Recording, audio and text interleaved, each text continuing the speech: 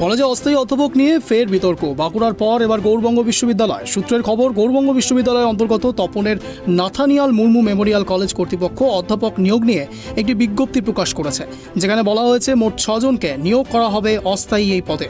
আর তাদের ক্লাস প্রতি 100 টাকা ভাতা দেওয়া হবে, আর এক সপ্তাহে 15টির বেশি ক্লাস দেওয়া হবে না কাউকেই। এমন বিজ্ঞপ্তি ঘিরে জোর চর্চা বিভিন্ন মহলে। শিক্ষা মহলের একাংশের বক্তব্য, হলেনি বা অতিথি শিক্ষক, তবু কলেজে পড়ানোর জন্য ক্লাস পিছু 100 টাকা ধার্য করা হলো।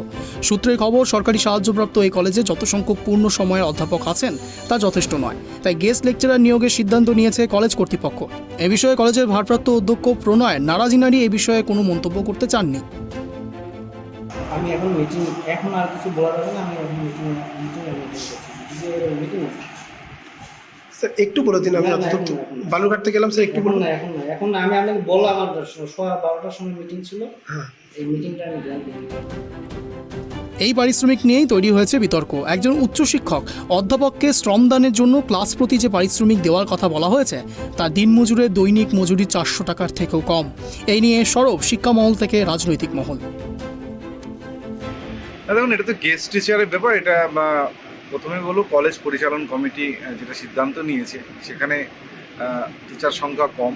গভর্নমেন্টের তরফ থেকে সেরকমভাবে এখন পার্মানেন্ট টিচারের ব্যবস্থা করা হয়নি, সেজন্য যাতে কলেজটা সুষ্ঠুভাবে পরিচালনা হয় এবং ছাত্রছাত্রীর সংখ্যাটা অনেক, ক্লাসটা যেন সঠিকভাবে হয়, সেজন্য কলেজ পরিচালন কমিটি একটা সিদ্ধান্ত নিয়ে পার ক্লাস 100 টাকা, সম্ভবত বিষয়টা আমার ডিটেলসটা জানা নেই, এরকম করে গেস্ট টিচার তারা নিয়োগ করছে।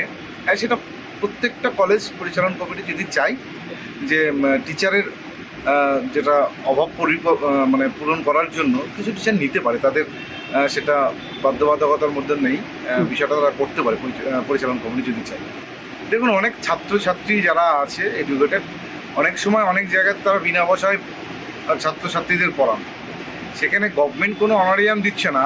আমার মনে হয় এটা একদম, যদিও সামান্য, কিন্তু অনেক ছাত্রছাত্রী আগ্রহী আছে যারা কলেজ বা স্কুলে তারা পড়াশোনা করানোর জন্য, ছাত্রদের পড়ানোর জন্য অল্প বেতন হলেও তারা পড়াতে ইচ্ছুক। সেই জন্যই তারা যেরকম সামর্থ্য সেই অনুসারেই তারা এই নোটিফিকেশন করেছে।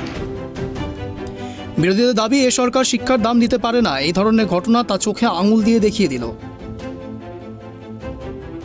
দেখুন, দক্ষিণ দিনাজপুরে হোক আর এই রাজ্যেই হোক, বেকারদের অবস্থা ভয়াবহ। বিশেষ করে শিক্ষিত ছেলেমেয়েরা, তারা এই সরকারের আমলে একজন ন্যূনতম মজুরের তুলনায় তারা তাদের যে জায়গায় কাজে লাগানো হচ্ছে সেখানে তারা সাম্মানিক পাবে। একটা ক্লাসের জন্য খুবই সামান্য ধার্য। তো এইভাবে শিক্ষিত বেকারদের পশ্চিমবঙ্গে তথা দক্ষিণ দিনাজপুরে অপমান করা হচ্ছে। এদের জন্য স্থায়ী সমাধান দরকার আছে। কেন স্থায়ীভাবে নিয়োগ হোক এবং আরও উচ্চতর জায়গায় তারা যাক, শিক্ষা প্রতিষ্ঠানের মান উন্নয়ন হোক।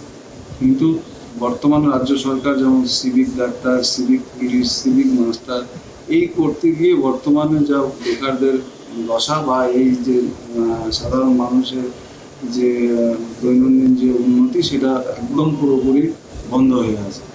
তো এই সরকারের আমলে আমরা এর থেকে বেশি ভালো কিছু পাবো বলে আশা করছি না। অবশ্যই এই সরকারের পরিবর্তন হওয়া উচিত এবং বেকারদের কর্মসংস্থান হওয়া উচিত। সূত্রে খবর, 6 জন অতিথি শিক্ষক নিয়োগ করা হবে। 2 জন বাংলা, 2 জন এডুকেশন, 1 জন রাষ্ট্রবিজ্ঞান ও 1 জন দর্শনের অতিথি অধ্যাপক নিয়োগ হবে। আগামী 20 তারিখ ইন্টারভিউ, তার আগেই এই বিতর্ক দানা বেঁধেছে। অস্থায়ী অধ্যাপক নিয়োগে কি ইউজিসির নিয়ম মেনে চলা হচ্ছে, এখন সেই প্রশ্ন উঠেছে। দক্ষিণ দিনাজপুর থেকে সন্তু দাসের রিপোর্ট, ট্রাইব টিভি।